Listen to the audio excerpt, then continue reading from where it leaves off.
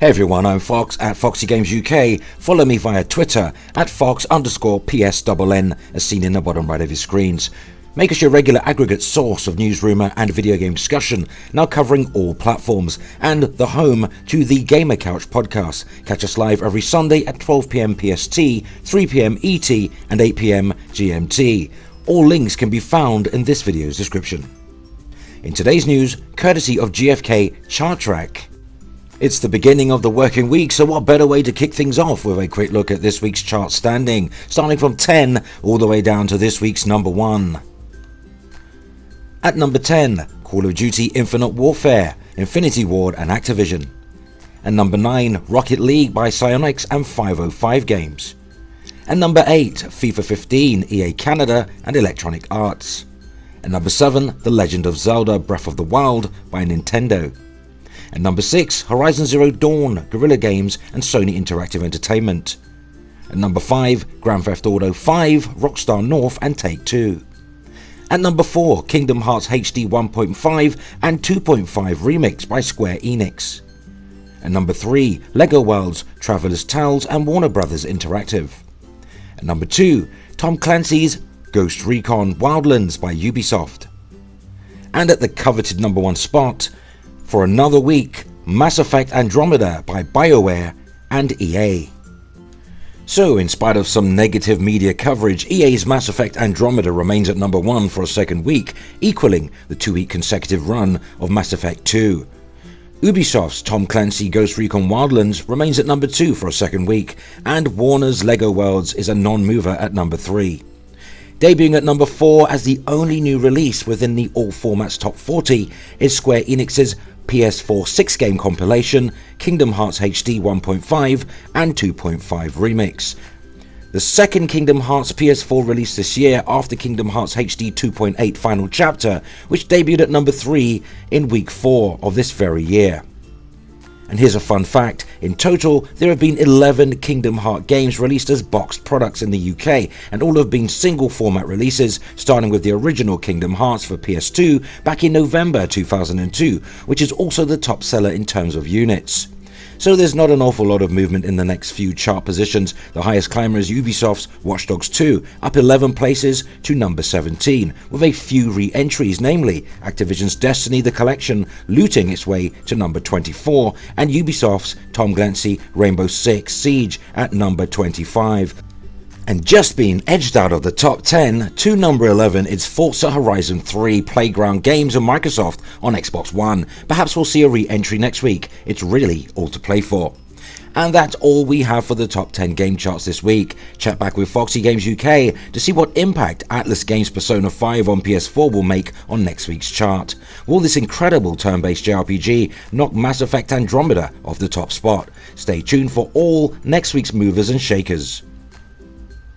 And in other news, rumoured to be finally revealed next week, and yes, Xbox Scorpio is certainly going to be a beast of a console, with more games expected to be running natively in 4K and higher frame rates than any other console currently available on the market.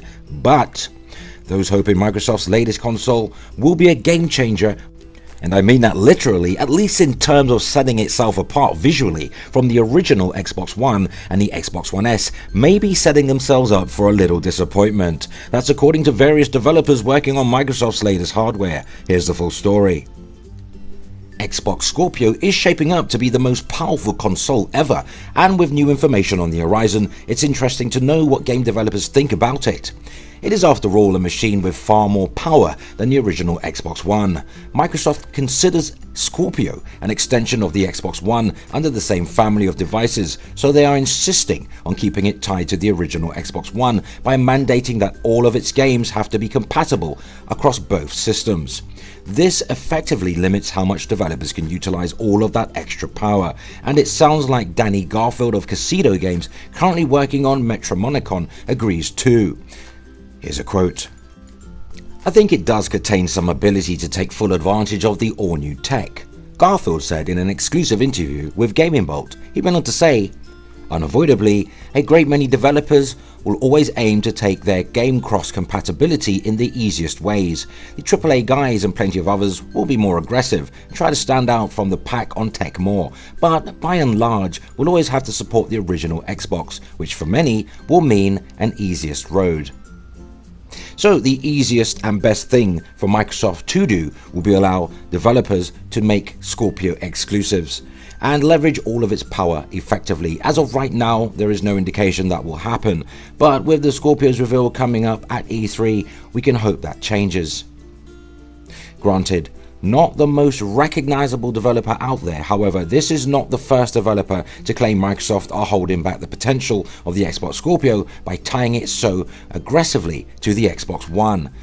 Xbox Scorpio is clearly completely different architecture from the OG Xbox One, and many believe Scorpio to be a new generation of hardware inspired of what Microsoft would have you believe.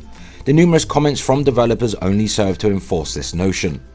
At this point in rendering technology, even Digital Foundry believe the average gamer will find it extremely difficult to detect any discernible difference between Checkerboard 4K and native 4K when it comes to Xbox Scorpio and PS4 Pro.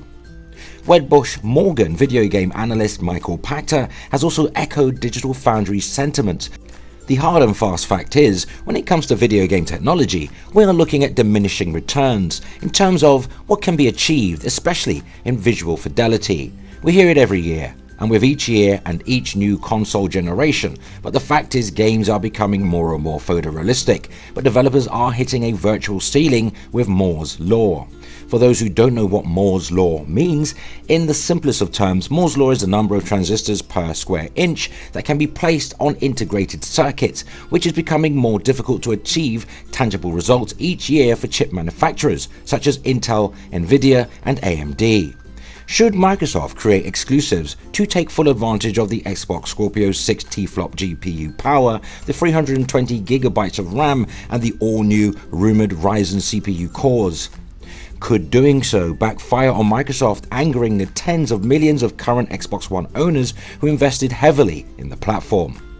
Could a fair and very reasonable trade-in program, let's face it, it would have to be, ease the current fanbase concerns?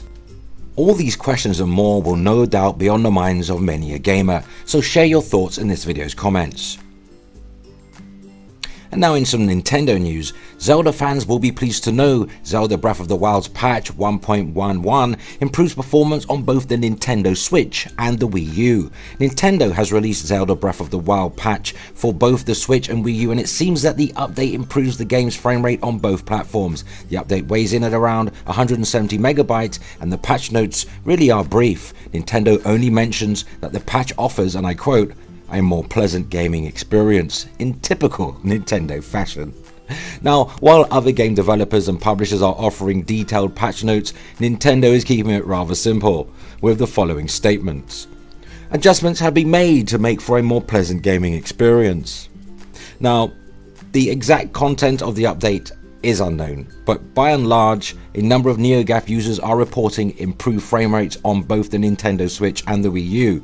On the Nintendo Switch, frame rate stability appears to have been improved quite a lot, with less frequent FPS drops in handheld mode. When running the game in docked mode, a nearly consistent frame rate is said to be experienced. Now on the Wii U, frame rate has also been improved, but not as much as the Switch. In general, it seems that frame rates of all the most significant and problematic areas have been improved.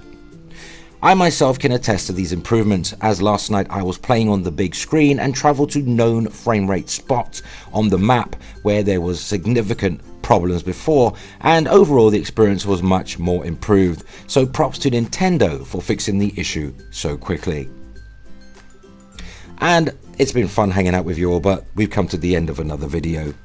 Share your opinion on any of today's news stories in this video's comments, and if you found any of the information in this video at all useful, go ahead and hit the like button, and if you haven't already, subscribe and share this content.